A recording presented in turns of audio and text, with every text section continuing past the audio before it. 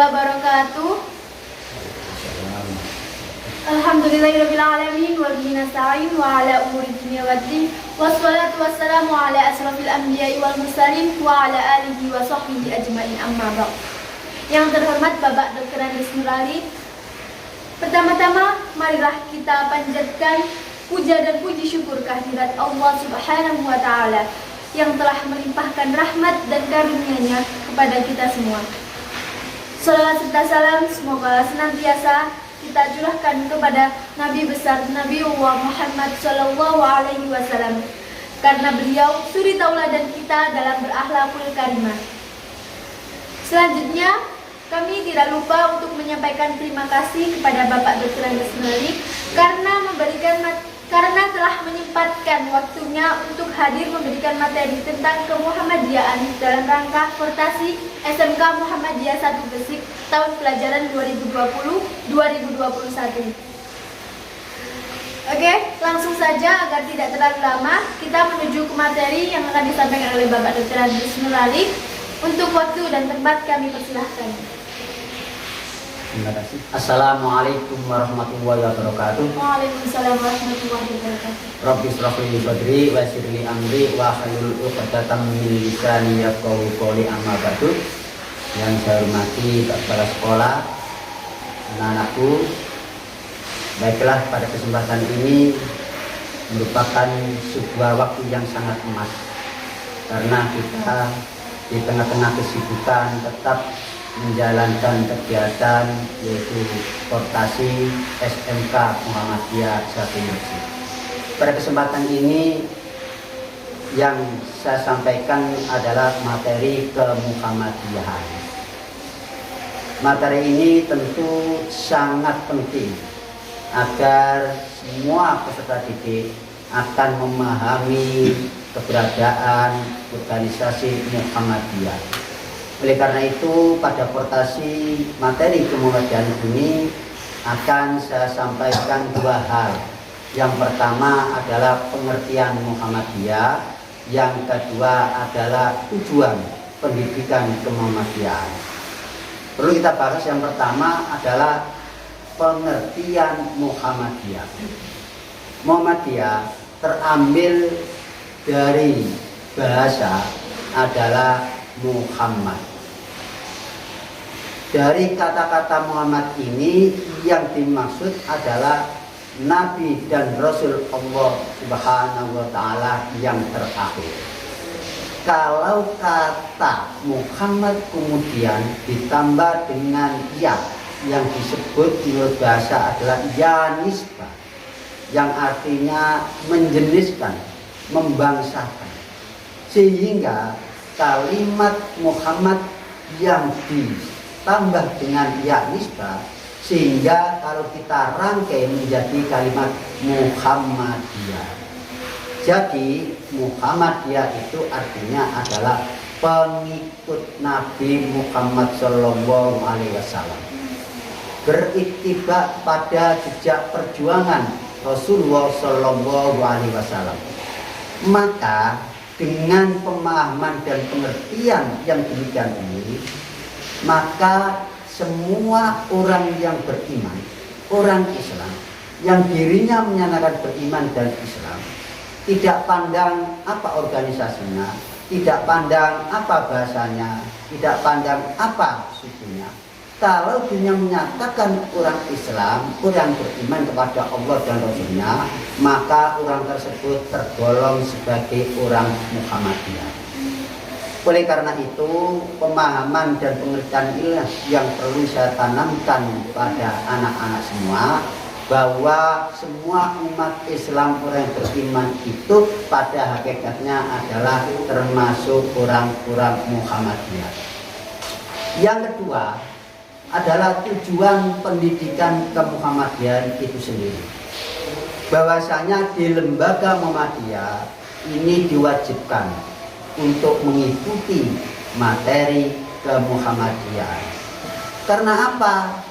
Karena materi kemuhammadiyahan itu yang pertama berprinsip untuk mencerdaskan akal pikiran yang sehat.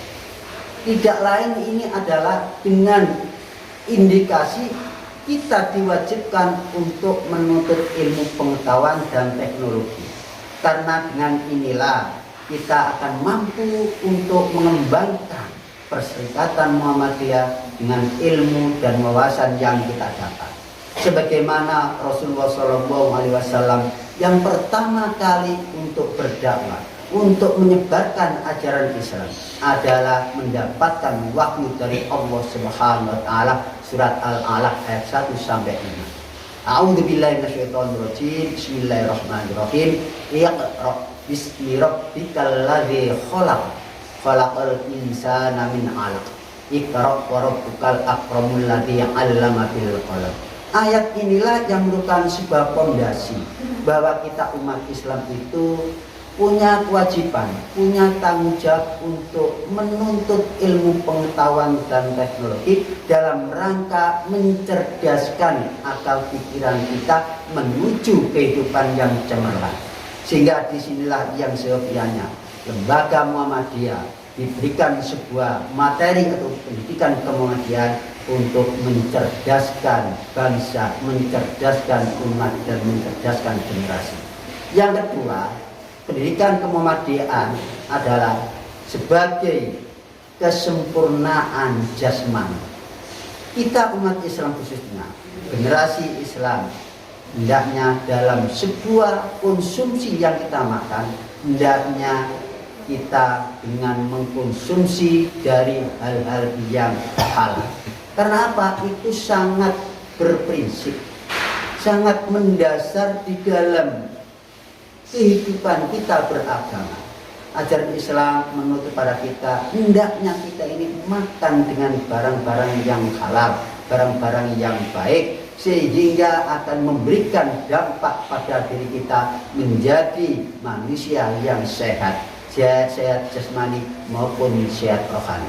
Sehingga ada sebuah kata-kata hikmah, al-aqlus salim bil jismis salim. Akal yang sehat terletak pada badan yang sehat. Oleh karena itu, mudah-mudahan semua para generasi bisa memberikan konsumsi pada diri kita dari hal-hal atau barang-barang yang dihalalkan oleh Allah Subhanahu wa taala. Yang ketiga, pendidikan Muhammadiyah itu sebagai kesempurnaan rohani menurut agama Islam. Oleh karena itu, kecerdasan umat manusia itu tidak akan terwujud bila mana rohaninya tidak benar, rohaninya tidak memiliki akidah yang benar. Sehingga di dalam sebuah ajaran Islam, diri manusia itulah yang mempunyai nur ilahi. Yang dimaksud di situ adalah akidah Islam. Kehidupan umat manusia akan menjadi kehidupan yang bahagia, kehidupan yang sehat, kehidupan yang normal bila mana memiliki akidah yang kuat, memiliki akidah yang benar. Yang keempat adalah keutamaan berbudi luhur, yaitu hendaknya para manusia khususnya adalah peserta didik di Muhammadiyah ini memiliki akhlak yang luhur. Karena akhlak inilah yang akan mencerminkan kita untuk senantiasa beribadah kepada Allah SWT dan melakukan amalia-amalia yang baik dalam rangka mensucikan diri kita di hadapan Allah Subhanahu wa taala. Barangkali itu untuk lebih jelasnya kita lakukan sharing dengan anak-anak.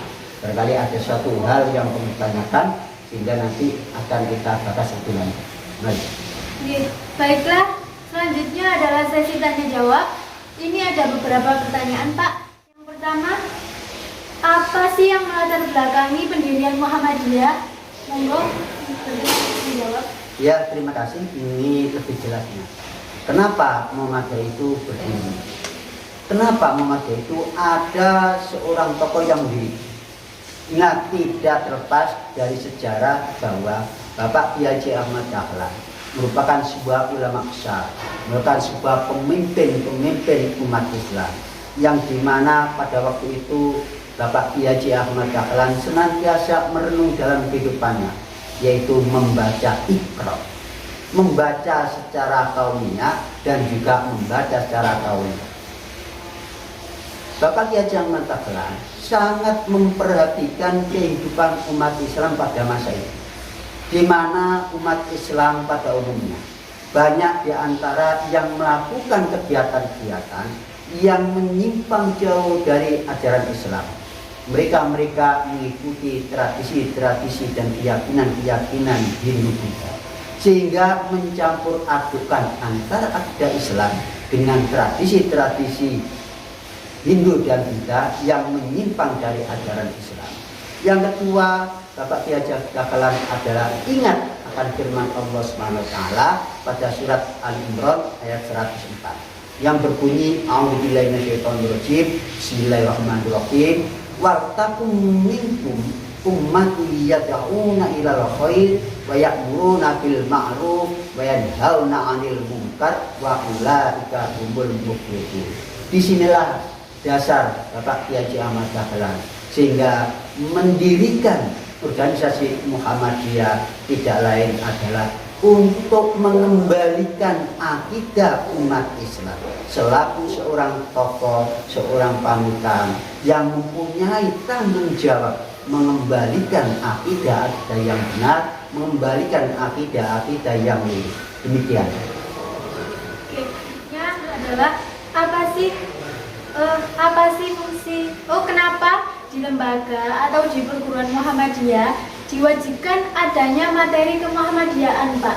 Nah, mungkin ini juga menjadi pertanyaan yang banyak dipertanyakan oleh peserta didik atau siswa-siswi yang berada di perguruan Muhammadiyah. Ya, terima kasih. Ini juga sangat baik sekali untuk memberikan pemahaman kepada peserta didik, anak didik di perguruan Muhammadiyah. Kenapa materi kemuhammadiyaan wajib diberikan di lembaga-lembaga Muhammadiyah? Tidak lain adalah para pemimpin-pemimpin Muhammadiyah tidak akan mampu untuk mengemban perserikatan ini bila mana tidak ada pendukung. Oleh karena itu para pemimpin berusaha untuk memberikan pengertian, memberikan pemahaman terhadap seorang generasi agar mereka ini menjadi kader ataupun generasi yang terdidik, generasi yang militan, generasi yang merasa ikut bertanggung jawab untuk membawa Perserikatan Muhammadiyah ke depan, mampu untuk mengembangkan dakwah amar ma'ruf nahi munkar, sebagaimana juga harus bisa menjadi peran untuk mewujudkan tujuan dan cita-cita Muhammadiyah itu sendiri, yaitu menegakkan dan menjunjung tinggi agama Islam sehingga terwujudnya masyarakat Islam yang utama, adil dan makmur yang diridhoi oleh Allah Subhanahu wa taala. Tentang itu. Ya, itu tadi pertanyaan terakhir, Pak. Yang disampaikan cukup. Baiklah, saya rasa cukup untuk materi kali ini. Terima kasih yang sebesar-besarnya untuk Bapak Nur Ali atas materi yang telah disampaikan. Semoga bermanfaat bagi kita semua. Saya selaku pembawa acara mohon maaf apabila ada kesalahan kata maupun perilaku yang kurang berkenan. Nun wal qalami wa ma yasturun. Wassalamualaikum warahmatullahi wabarakatuh.